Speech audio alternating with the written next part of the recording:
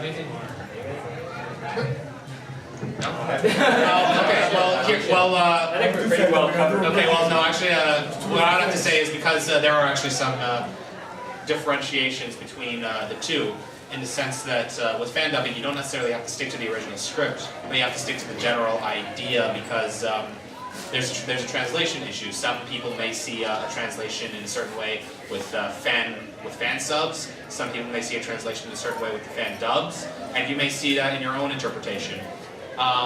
Like we personally, I feel like we kind of have a bit mix of a Abridged series. Like we take a bit of a light tone, but we still try and stick to the script. And some other Abridged series, they don't take themselves seriously at all. And a lot of fan dubs take themselves really seriously. So. In regards as well to something like sticking with the script, if I remember correctly, 4Kids, for example, like to censor a lot of stuff when they were dubbing. So, when you do you want to keep that censorship? Do you want to actually keep, for example, One Piece. do you want to keep a gun in the original, for example, when you dub it over? Do you want to paint it over like what they did in Digimon 1? There's an example of what you might want to consider when you fan dub. Anyone want to add to censoring? No, I don't think censoring is a big issue. When you replace Japanese kanji with squiggly lines, what's the deal with that?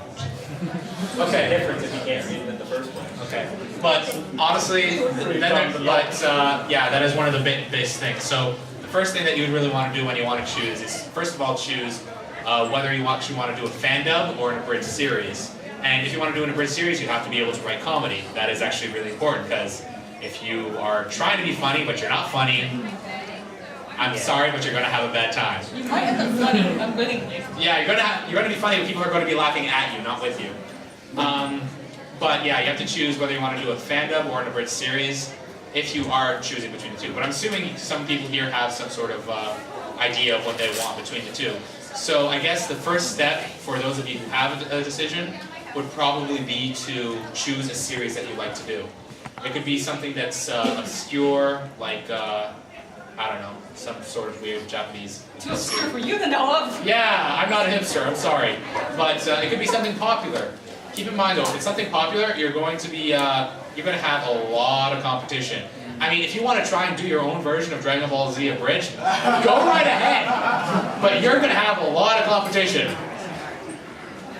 Actually, no, all your comments will be, this isn't Team 4-Star! You suck, dude! Pretty much. On that same note, though, if you're not doing a popular series, it's going to be a lot less likely people look at it. So it's kind of a little happy middle ground you got to hit there. Okay, so pretty much that is one of the first things you got to do before you start fandubbing or abridging. Number one, what series or... I'm losing a brain here. Well, I don't have Anime it. you want to work on. There we go. God damn, I'm anime convention. I can't remember the stupid word for it. It's terrible. What if you don't want to do anything? What if you don't want to do an anime? Well, no, actually that is a decent question. If you don't want to do an anime, there's nothing stopping you, honestly.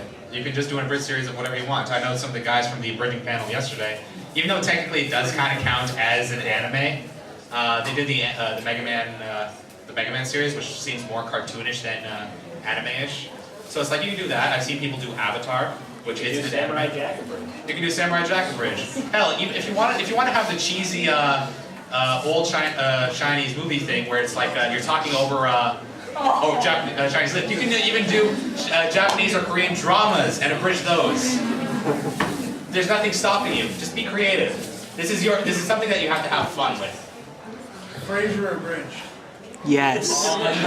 Yes. That one's free. So once you've picked your topic of choice, the three next things you have to consider is one, your writing, and you're going to have to find a good writer.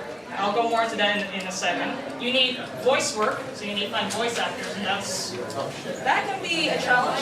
And the third one is an editor, someone to take all your video footage and make it look pretty, sync up the mouth flap sometimes. You don't have to be amazing at it, but it really helps to have all three of these people who are actually good at all three of these categories. So, writing. Raven, you want to start talking about writing? Yeah, our group really only consists of 3 people, and one of them's not here right now. Both of us kind of work together on the writing. I'm not much of a comedy writer, and he's not much of a writer, period. No, he's a lot funnier than I am, though. So he kind of just throws jokes at the screen while we're watching the episode, and I kind of take all those down and turn them into a script from there. That's another thing you need to consider when you're starting an abridged series is I feel there's 2 different approaches to the abridging end of comedy, and this is how I like to look at it. You have the things where you find an abridged series that you really enjoy, and you try and formulate your own jokes within the series. And then you look at a series like Digimon Frontier. Well, I mean, why couldn't I have done seasons 1, 2, or 3? Well, because season 4 made fun of itself. You have that second type of comedy where the show almost writes the jokes for you, and you just need to kind of emphasize them. And that's the 2 different types of comedy that I see in it, are the jokes that write themselves versus the jokes that you choose to formulate around a series that's better than that. Card games on motorcycles. Exactly. Continuing on his note. Yeah, jokes that write themselves. What was that one line from episode 1? I'm Pokemon Keeper of the Book, and I'm Namon Keeper of my pants. Actual line from the show. Not even kidding. I can't write this stuff. So, in contrast to the Frontier people, FMA is a pretty dark series. I don't like to use that word, but it really is. I mean, it's 2 brothers who really try to resurrect their dead mother and end up losing limbs from it. It's pretty hard to make that funny, and that's the challenge compared to a series that, as Francis said, writes itself. When I write, I tend to just chop everything I find irrelevant, and then I think, okay, I have to make this funny. And then I look at Caduceus and I go, are you drunk? Help me make this funny. Now. Then I might say, okay, you need to get drunk and help me write. Yeah, that's probably the only time he's allowed to drink. Anyway, alternatively, what happens is we have this other friend who unfortunately wasn't able to make it, but we were able to play some League of Legends with him at some point, and he decided to help us out. And it turns out he's a really funny guy. So him, Asclepius, him, I forget his name, and I. No, I know his real name, I forget his handle. Asclepius, him, and I, we both just kind of come into a Skype call. We could all come to a Skype call, and we all just jot down our ideas into the script, and we just come up with some random ideas. Like one of the running jokes in our series is like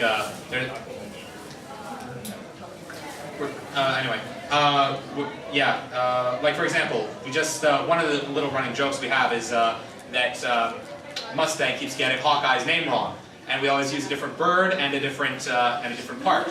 So it's like instead of ever saying Hawkeye, the first time we said it was Ravenclaw. Obvious. We're gonna probably keep going with that, see what we can do with it, but I mean, I think at some point we're gonna make a duck lips joke for Hawkeye's name going completely wrong. But that is definitely one thing we do. We sit down, we go, how does this joke sound? How does just this joke sound? And then we come up with maybe 3 different ones, and then when I actually, because I'm editor, when I have to put them together, I think, does this actually work? And sometimes it doesn't, and I have to call these guys back up and say on Skype, guys, I need you to record Plan B again, I'm sorry. And after she does that, record Plan C, D, just in case. E, and then comes it back to us. Yeah, I accidentally deleted it all. No, I didn't. I'll never delete it. No, I back him up. Blood. Okay. But after you got the writing down and you got a script that you guys are happy with, then comes the really fun part. And that's the voice acting. Everyone knows that everyone can do some funny voices, right? Yeah. Yeah, everyone can do some funny voices. Yeah, let's hear some examples. Yeah, come on. Anyone want to Raise your hand. I totally can. I'm crawling. I believe that.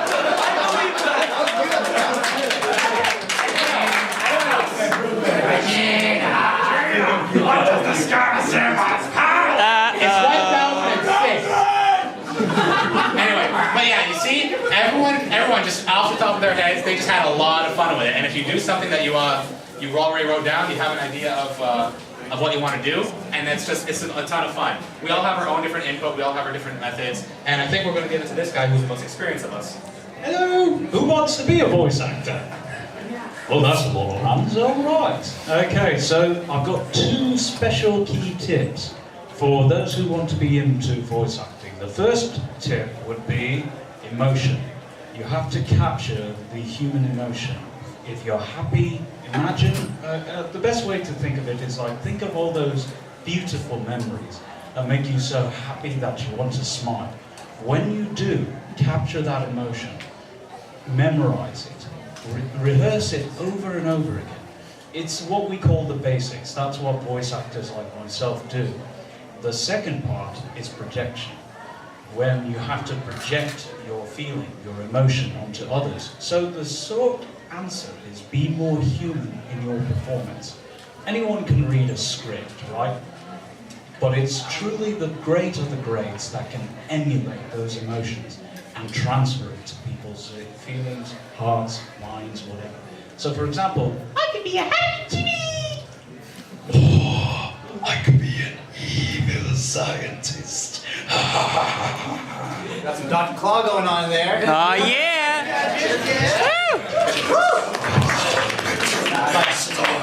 But no, every one of us has our own little different methods for voice acting. Mine is just to do a lot of practicing for, like I always try and practice different voices. If I hear a voice that I really like in some kind of TV show, so on. Yeah. If I find a voice that I still like in a TV show, I just try and mimic it. And even if I don't get something perfect, I have my own little twist to that voice. I try, and I still have the emotion of that voice, and that's the key. And I try and find what's appropriate for that, and I try and apply it to whatever our series. And like I said, each of us. I don't know. You guys want to go through what your methods are for your voices?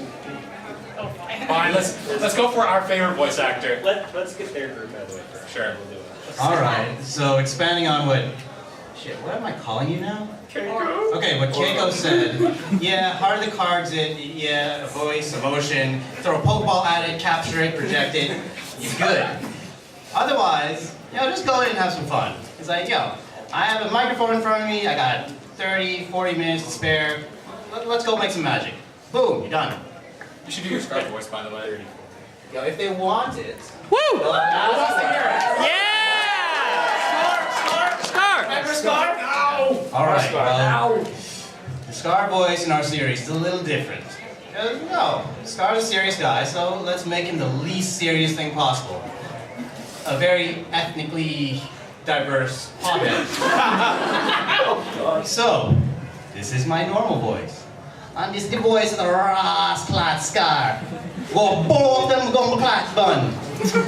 Yeah, I know, you hear it coming out my mouth. Right in. Now I just go back to my normal voice, and well, look at me. I'm an educated person. Well, how about that? Dang. Alright, for me, I play a lot of villains. Well, so far I've only played one villain. I'm about to get another villain, but a big one apparently. But the way I decided to voice for villains is there's a lot of different ways that you can tap into your inner villain, I guess. But when I get the character and I see the script, I come up with multiple different ways that you want to portray your character. So the one I play is Show Tucker. So he's really educated. So you want him to be a little suave and kind of cool-minded. He's cool and calculated. So what I give him this nice, serene voice. Calms you down, but you don't know what's going on in the back of his head. He could be doing something sinister. But then you've got to really have those people who really just want to kill people, other people. And then I'm gonna kill those pop filters that use love so much. You're scaring me, man. You're scaring me. There's those guys. They've got all their stuff. So you really have just to, come up with different ways, experiment a bit. And as Oro said, practice on your spare time, when you're alone, maybe, or with a buddy, because honestly, the things that you hear inside your head is different from the people around you. So it's best to kind of record it and let other people hear it. Trust me, you do not sound half as sexy as you do in your head. I've tried this. Damn. Yeah, I don't know how you guys do it when you're recording, but we have a slightly different setup going. Like, you guys all do your voice acting separately, right? Not all the time. Not all the time, okay. With us, our third member of our group has a recording studio in his basement. He's actually fairly pro at this. So My price range. I know. No, he's a music student, so he kind of does this. This is what he does. Yeah, so he has a whole setup in his basement, professional mics, so we kind of go borrow that. And we just kind of all three of us stand in the one room, just do all the voices all in one go. Generally, we're in there for what, like 2-3 hours? Yeah, it just makes it easier just because, like, we just kind of, like, flow off each other as opposed to just recording a line and then you kind of have to cross-reference your lines to see if they work well. Whereas if someone kind of delivers the line wrong, you know right away, and you're like, it is that convenience of having everyone there at the same time where you just go, well, that didn't sound right at all, I'll try that one again. Yeah, and on top of that, anything we screw up during recording, he, pro sound mixing, kind of helps. Kind of helps, fixes all the little issues we may have with it, because we're by no means pro at this. So one thing really important, before you guys rush off to your houses and pull out your microphones, what kind of equipment are you guys using? That's important. So $5 microphones, inbuilt laptop microphones, I'm sorry, those are not going to cut it. You're going to sound terrible. It's not going to do your voice justice. It's not going to do the series justice. Well, I mean, like, if that's the kind of thing you're going for, like if you want to go for like a shoddy quality kind of thing, where it's like it's intentionally shoddy quality, well, that's kind of fine. Then go for a $5 microphone and make sure it sounds like the cruddiest thing you've ever made. But that's part of the comedy. But if you want something to sound really good, then, like I said, make friends with a music major, which is what they did. Or if you guys have jobs, and I know what the job market is like in today's world, splurge on a good mic or borrow a mic off of somebody. Sometimes your schools may have good mics. You can try using the recording studios at your schools depending on what your school's budget looks like. A little bit of Googling will get you pretty far in terms of figuring out your audio setup, and it will do wonders in terms of making your voice sound amazing. If you guys want to move on to professional voice acting, when you do a demo reel, if you're going to do practice demo reels, no point doing it with a $5 mic. Do it with a mic that sounds decent. That's one of the biggest pieces of advice I can give. I get a lot of people who sometimes message me on YouTube and say, can I be an extra? I'm like, okay, what's your mic like? I listen to the mic, I'm like, I'm sorry, I cannot use this. It sounds the entire time. It sounds horrible. Nobody wants to listen to that. Anyone else want to add? invest in a pop filter. That is probably another really important thing. One for every mic in that room. One for every mic in the room. Or, if you want to go for the DIY route, learn how to make your own, because it's not that hard. If you made your own, pantyhose, wire. You can get all that at the dollar store for less than $5. Your mic will look like the most ghetto thing in the world, but it will work. Nobody cares. It always Exactly. It's like you have a face for radio, right? You have a mic for radio. Look at your setup's terrible. So, we good on voices? anyone else want to add Anyone something? add anything else on voices? Acquiring voices. Acquiring voices, go for it. For sure. Now, for those that want to get voices for their series, I've got a few tricks. You can... Oh, well, yeah. There's the Voice Comic Alliance, basically where you go is... Oh, the Voice Acting Alliance, where you actually go on to the website. And there are people that actually do voice acting. For those that are interested in voice acting, which I saw a lot of good hands, there's a place to start. Give a good demo reel of current projects you're working on. And if people like what they hear, you can probably get hired onto like community abridging or Fandubbing, whatever have you. Does anyone have any questions for us so far? Yes, you're in the back right there. How much would a quality mic, like I'm talking maximum quality mic? Maximum quality, you're looking for a couple $100, but You said maximum quality? Are you talking about the kind of people using like, you know, the highest end of stuff? I mean like for home use. Like a bridge or... A Snowball Yeti runs you about 195. Oh, a Snowball Yeti, one I use, runs you about 195 Canadian dollars. I use a cheaper setup of a mixer, which is pretty much a preamp and a mic like this. Less than 100, but you're gonna have to shop around for good deals. I use a Blue Snowball, which is a downgraded version of his. And that cost me about $90, and it works fine, it works great, and it has some decent sound quality. Makes you sound fine. Yeah, our guy runs $80 mics, but he knows how to set them up wonderfully, so it works out pretty well in the end. Yeah, and then sound mixing on top of that just kind of fixes a lot of the issues. I use her mic, and it's free. I used to use 2 mics, now I only use 1. My first mic was one of these Walmart ones. They worked fine for a while, but the thing about Walmart is that they only work for a while. Yeah, Walmart quality! Yeah, but now, that was about $25 to $30. It worked very nice just as a startup. And it got me going with my own YouTube channel, but I upgraded to the Blue Snowball Ice, which is the lesser version of the Blue Snowball. It has a little bit less options, but the quality is still there, and that one is about $70 plus tax, about $80-something. You in the hat, you had a question? You in the hat? Which hat? The white hat. The white hat? There's 2 white. Yeah, You had a question? What was that? What do you guys do to kind of like promote yourself? That's this guy.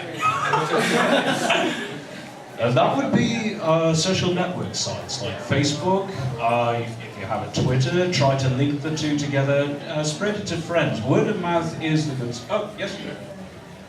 It's just like, what about like other stuff like forums or like? Oh, forums, yeah. For forums, like I said, the Voice Acting Alliance is one place you can go to.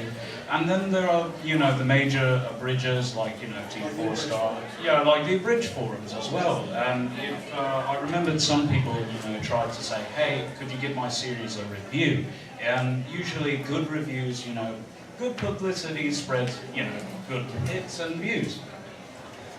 Just a quick thing, you want to actually also be kind of don't feel kind of discouraged if you're not too popular at the very beginning, because the whole abridged phenomena, it was really new, and any abridged series was getting like thousands of views in the first couple of days. These days it's a lot harder, so don't feel too discouraged, but you'll get it, and these days it's slow, but you will get it. It's all about being early over time. Yeah. So the longer, just the other side of that is, keep it up. Like, if you're doing okay, if you just keep the series going, you'll only get better as you go. Other than that, for promotion, we for our first episode, we kind of lucked out. There was a contest running at Yomicon in Detroit just last November. They ran a Abridged series contest where the whole point was take the first episode or so of a series, abridge it, send in a 5-minute video, and we'll run it on a big screen. And we kind of ran ours there, and that was how we tried to promote it. And we were handing out flyers at con too. And Last one. Are you gonna present some of your material at Jury's Panel? Because we tried getting video from AN, unfortunately, due to a number of reasons we weren't able to. We did. If you were interested, we actually did prepare a quick skit, but that's only if you guys are interested. We're here to talk about how to, abridge, and we'll happily give you an example of what we do only if you guys are interested, and we don't want to come off as And that'll be towards the end. shameless self-plugging. Anyway, Anything goes over interested. People say, Guys actually want to say, all right. Alright, that was the last one for now. We'll take more towards the end. Right now we'll get to editing, which is the hard part. Before we actually do a little act, which is going to take less than 5 minutes, just to get an idea, how many of you guys are really interested in the more technical side of stuff? And how many of you guys are more interested in the getting started parts? Just to get an idea of the focus of people. Getting started? Getting started, hands up. Technical aspect, hands up. Wow, that's about 50. Wow, I was expecting more of the starting. Okay. Okay, no hands up, you guys are awesome. Yeah! Alright, so we're gonna start now. You know what? We haven't introduced our characters yet, but let's see if you guys can figure out which characters we're doing, just from our voices. How's that sound? You guys can tell us afterwards, alright? Oh, you want to do the script now? Yeah, we're Okay, sure. We're doing it live. We're doing it live! So, bastard, what are you coming here for? Fullmetal, I'd like you to meet. Your voice. Get it up.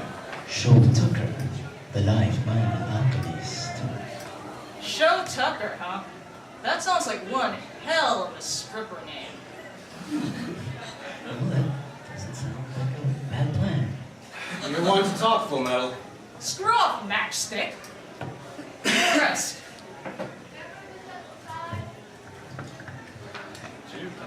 Oh, me. Whatever, it doesn't matter, it doesn't matter. Edward Elric, it is so good to see you again. We must drink vodka together. That is such a nice number. And this is? Dr. Mock. Dr. Who? Dr. Mock, the former crystal bending alchemist. And dare I say, I managed to arrive at the right time and space. You're a doctor. Yes, I am. Can you help me with... Your dwarfism. Colonel Mustang, I'm a doctor, not a miracle worker. Edward Elric, if you do not talk.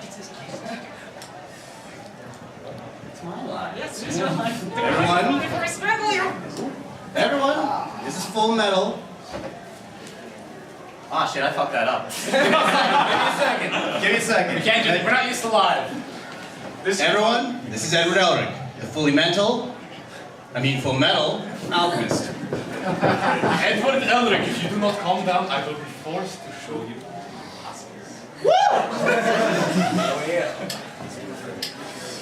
Thank you, Major Armstrong.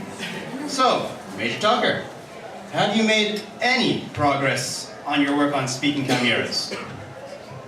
Speaking of mirrors, what did they speak? That night, my wife was asleep. She went early to bed that night. That woman never had any appreciation to my life's work. And Nina, Nina, she went to bed too. Perfect time to get the chloroform. I mean, I picked it off there for a second. Now what were we talking about again? What the fuck? Chimeras, right? Yes. Yes. Well, I did have one made, and the first one told me something that changed the way we look at anime today. What did it say? Ash Ketchum is still 10 years old. I give up. That's it. Oh, game over. Oh, wait, I turned it off. Flick it back. Just flick it off. There we go. There it is. So that's the skip for you guys. So can you guys figure out who was playing who? We got applause. You got very low standards, man. It's true. So, Yeah, there's people here. Yeah, Thanks, guys. questions. We are taking more of them. Back to everyone for attending. Yes, that's true. So any more questions? Yeah, we're here to answer your questions about one playing over with there. everything. Yes, hello. Just a curiosity question. What's your channel, like, I know there's 2 Abridged series. What are your channels called? Don't hang me, man. That's not it. Yeah, ours is the Abridgivolved. Because we do Digimon, it's a joke, yes. And ours is the 3 philosophers with no spaces. Just type us into YouTube, you'll find us once the search pricing corrects you by putting spaces in it. Alternatively, just look up Fullmetal Alchemist Brotherhood, the Abridged series, and we will probably be the only group that shows up.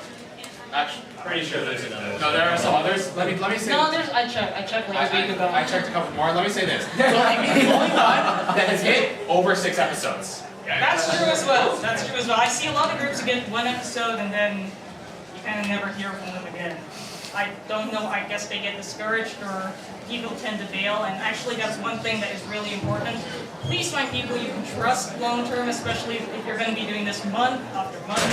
find people who you know where they live, and you can track them and track them again. I'm not getting the that part, but make sure you can rely on them. Make sure you don't have to do stuff like post, midway through episode 2. Guys, I need a new important character, and do that every episode. No one's going to stay because there's no consistency in your voices whatsoever. So please, really, I cannot stress that enough. That's probably one of the biggest things that you should walk away with. Find people who you trust. It's a great teamwork exercise as well. I know it sounds really cliche, but I've made really good friends from doing this Abridged stuff. We started in 2010, it's 2013 now.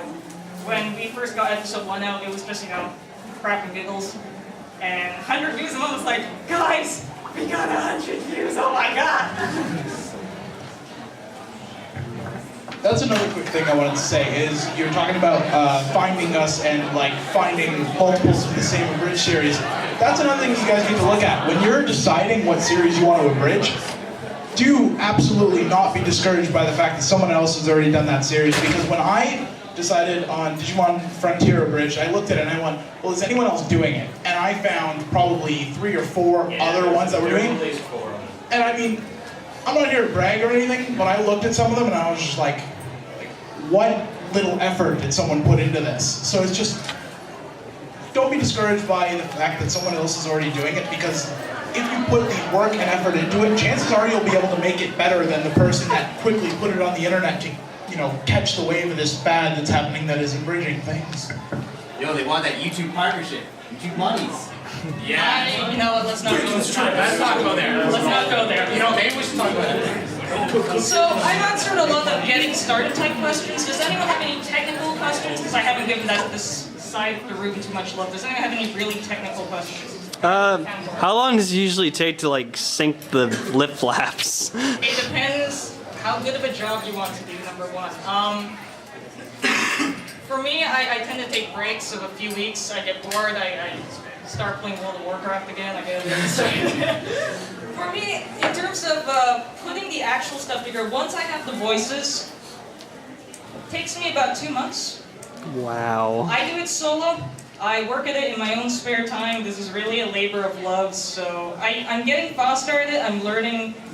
My program of choice is Premiere, Adobe Premiere. I use some After Effects with it. I just started using After Effects, and that speeds up some of it. But it still takes a while, and when you first start, don't try and put up the kind of high quality stuff that Kaiser Neko might do, for example, because he's been at it for a long time. Just be happy your stuff is, insane.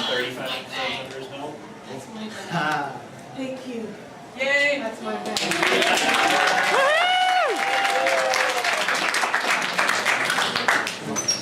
But when we first started, I had no idea how to make the lip flap sync up, for example. Actually, I think Team 4-Star on their website has a how to do basic editing with Premiere. That's where I learned to do some of it. By all means, go to their site and check it out. I think it's 20 minutes long, but it is really, really worth it. I highly advise that you go check it out. I'm not going to cover it because, frankly, it's better that you do it at home. Learn how to do flip flops. That makes your quality look, and your quality values will go through the roof. Right, and of course, no, I'm not going to say that. No, I'm not going to say a word. Okay. Yeah, let's avoid that. In my case, I'm the editor on our series. It takes a while to do the lip flaps. It really does. Episode 1, I kind of had to self-teach myself the entire way through. I had a general idea of how it worked. The person who initially taught me to do video editing, told me the general idea of it, but he had never really gone into it in detail, and I'd never actually done it. So I just kind of taught myself the entire way through. I use Avid Movie Studio, not Premiere like other people at this table. I've used Premiere before, I just prefer Avid. It's my program of choice for a lot of things.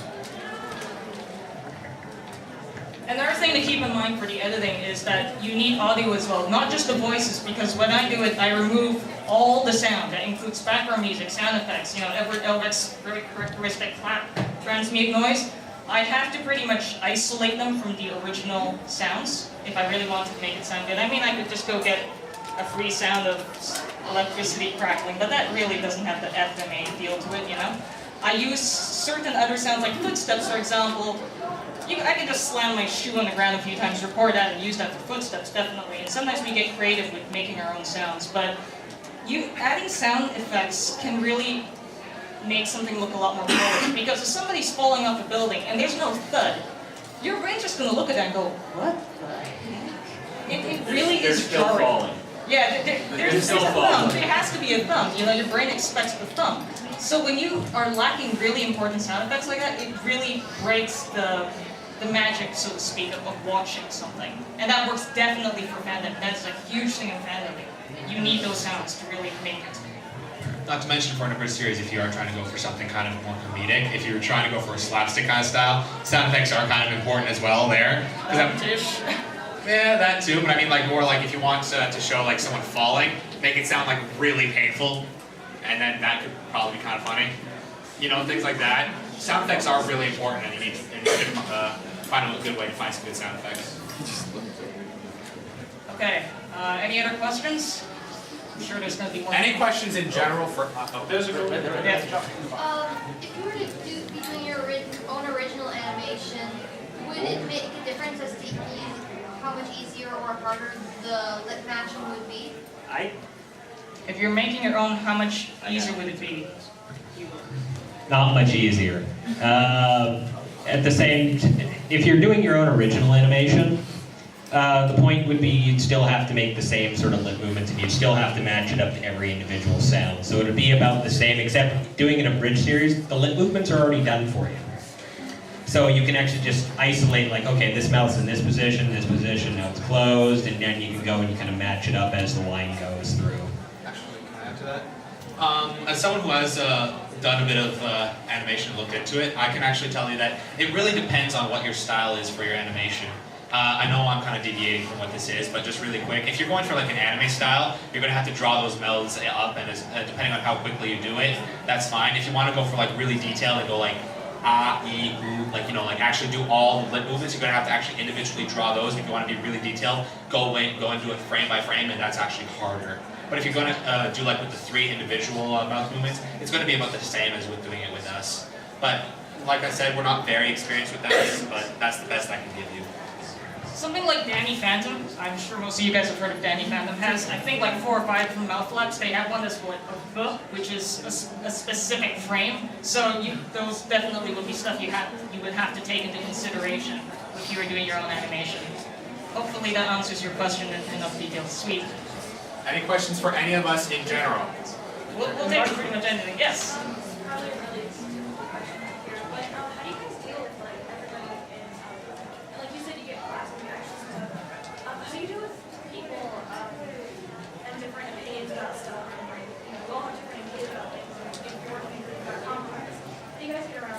How do we deal with disagreements? Well, physical violence. Combat! Suppose to be making an example like mature adults could see us. Good God. We usually sit down. I give Caduceus and Atomish priority because they're the funny people, and sometimes what I think might be funny, I'll go back and sleep on it, and I'll come back and let, okay, you guys are right, it's really not that funny. Sometimes, if you really cannot come to an agreement, go home, sleep on it, come back the next day and think about it, but that's kind of for anything. What we do is we work it out. We say, why will this work? Why won't this work? How difficult it is to implement. I mean, I could do something like for every violence scene, do some amazing effects, you know, in Adobe After Effects, like huge blood splashes everywhere or something. Do I have the time to do that? Do I have the budget to do that? No, I do not. So these guys can suggest it all they like. I'm the editor. Not happening. I think, oh, I'm sorry, I'll just make this quick. I'm sorry, but to quickly answer your question, I think that the best way to settle conflicts really is to just talk it out and discuss it, and to see how much of a compromise everyone is willing to do. If someone really is very bullheaded and doesn't want to do it, then they're probably not a very good team player, and they have their own, and I don't know, they're probably not that good in your team anyway. But everyone has to make some compromises. Some of the things I think are hilarious, most of the things I think are hilarious, are just like, cut out, no, not gonna happen, but that's because I put in rapid fire things, I suggest things all the damn time. Because if I wanted everything, we're gonna have a really cruddy series. Because they're all poop jokes. I only made one. That was enough. But seriously, compromise is the best thing that you can do when you have conflicts within the group about these things. I think in our group's case, we actually just all have our own pretty preset roles in the group, and we all just kind of let things slide between that. Like, yeah, in his case, he's good with the jokes. I kind of let him run at it and just kind of say things at the screen for a while, and I just write it all down. I don't question it too much because, yeah. And then after that, I just kind of go through and I just go through everything. And then we have Brent handles all the sound stuff. If he says, hey, I think we need to do this, we kind of trust him because we know it'll sound better. Lady in front of the question? I have a question for you, because I'm going to ask you guys the question.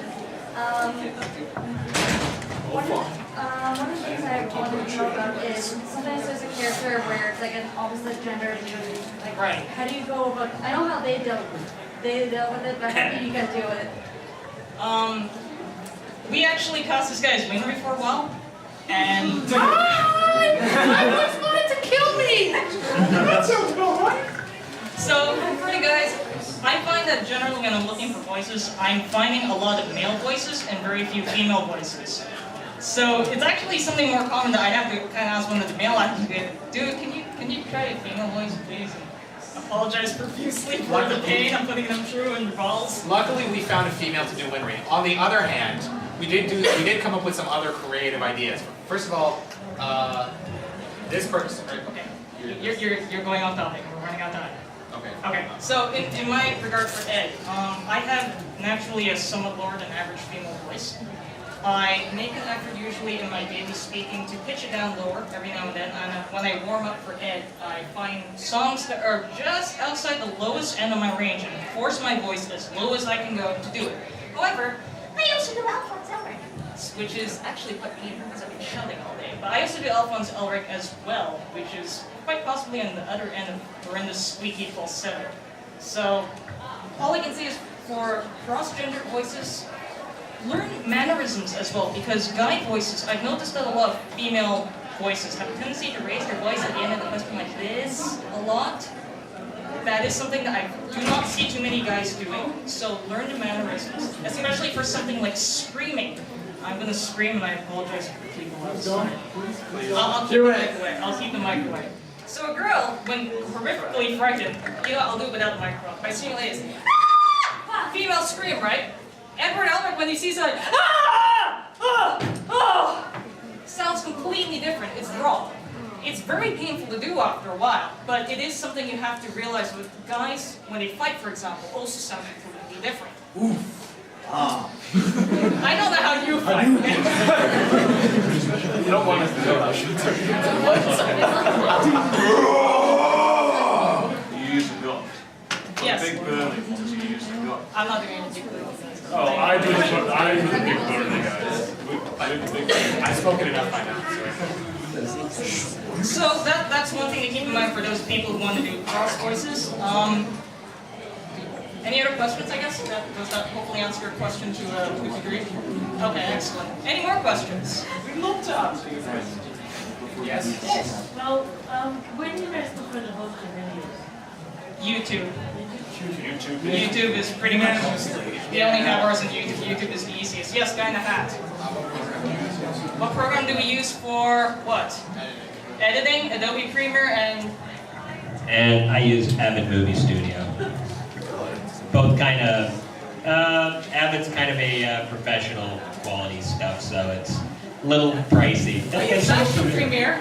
I love Premiere. You hear about just as many people talking about Premiere. Fine. Forgive it for now. But Avid's kind of what I hear is professional standard these days, so. Again, studio.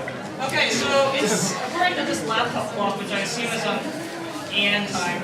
I nearly said 10, I'm holy crap, I'm getting tired. 3 more. Quarter 2, so how many, we'll take last minute questions pretty much. I know there's some people leaving for the masquerade. If you want to leave for the masquerade, we won't hold it against you. No, get out there. It's a masquerade. Yeah, seriously. Masquerade, guys. Masquerade. What are you doing in here? If you don't mind leaving quietly though, thank Bye guys, thanks for coming. Questions? Thanks for coming. Thanks guys. We'll take any questions about anything. Anything. Yeah, we can do voice requests as well. Which is weird considering they don't know. How do you feel with copyright? You know what? Careful. All I can say is this. Anne has requested that I do not speak about any legal matters. Speak to me after the panel, we can talk about it outside. Next question. I got serious quick. Well, that's good. They've only heard your guys' voices. Oh no. People should hear. Yep. Oh, They want to hear your voices. So says one of our VAs. Thank you. Oh yes, I wanted the VAs as well. Yeah, she plays the Zoe. only real girl in the cast. Yes. So yeah, thank you. Hey, Kevin, you maybe wanna. You're like the bulk of our voice cast. That's not entirely true. I only have 3 voices. Only 3. Poor thing. Name one. I mean, there's stuff that's real simple. Like, I mean, this is my normal talking voice, but when you talk about a character, how many people are familiar with Digimon Frontier, Season 4? The one where they turn into the Digimon. Okay, so you know JP, he's a bit of a bigger guy. I mean, the way we've played him is he's very nervous about things. He's like, I don't know about this, guys. Like, I mean, that sounds kind of not a good idea. I mean, stuff like that is a little more easier. But then we had a guy, there's all the different Trailmon, which are just these trains that are very sentient. And we had the one where you go, okay, well, what do we know about it? He's powered by coal. So it's the coal train. The coal train, baby! Woo-hoo! You got stuff like that. And we've got another one of the Trailmon who is the anglerfish. I mean, he sounded kind of goofy in the anime, and I was like, I don't like that voice. I feel like he should have a different... So I gave him this little German voice, and he's just priceless. He's just a delight to listen to. Yeah, I do Taki as the main guy, the fire guy, but I'm not going to do his voice because that involves shouting. Yeah, but you know, there's also Bokomon, which is my other main one, the little white guy with the book. Yeah, with Pokemon and Namon, we kind of pulled a Peabody and Sherman kind of thing with them. So it's, yeah, Pokemon's good. Well, we need actual lines here because I can't ad-lib this for at all. He's like, well, you see, my dear Namon. Something like that. Whereas Taki, I really gotta force it out of my lungs, so it's like, I'm the leader, guys! And it's a really crappy version of it. Just go watch the video. Okay, one last question. Oh yeah. We're supposed to end 10-2. Yeah, we're supposed to end 10-2. What is your favorite ambitious? Beg pardon? What is your favorite ambitious? Well, I guess we'll go down the line for that. You know, I'm gonna be unoriginal. I would say, while LK got the whole bandwagon going, I like Team 4-Star more in terms of just overall quality. Mm-hmm. Yeah. Yeah. Woo. Okay. I'll go with Little Korea. Yeah, well, that's so stereotypical for coming from the British guy. What? As for me, well, I'm just going to quote something from it, and it's stereotypical as well. Now, there's a big itch on my left ass cheek. Get rid of it. Yeah, I'm gonna go with DBZ Abridged too on that one. I pay particular favoritism to Mr. Anthony Fisher, who does the JoJo's Bizarre Adventure Abridged. I'm a big fan of that. Can't say I've watched many Abridged series aside from our own. Wow, you saw that! Yeah, I know. You know, I like the car games on motorcycles. It's car games on motorcycles. So, damn. I have to be honest, I actually do not have any favorite Abridged series, just because everyone's going, ooh, Team 4-Star is the best. Believe it or not, I haven't actually heard of Team 4-Star until I've actually joined these guys, and I've heard of Team 4-Star through ScrewAttack.com when they were doing Death Battle, and I'm going, who the hell is Team 4-Star? That is such a And then lo and behold, Krillin actually, as Gohan actually just makes fun of that. So that was fun. Yeah. But you know, a close second and another one that Team 4-Star does is Hellsing Abridged. Yeah! Hellsing Abridged! Abridged! Actually, my listening more than Dragon Ball to say. I completely forgot about it. My brain went blank. Anyway, so it's 6:52. We should probably end it here. If anyone wants to ask us really in detailed, specific questions, etc., come join us up here in front, and as we can walk and talk on the way out. Raven, do you want to say anything? Thank you guys for coming. You guys are great! Thank you guys for coming. Yeah, you guys are the greatest audience in this convention. Give yourselves a round of applause. Thank you for making us feel welcome to Ian. It's been a pleasure.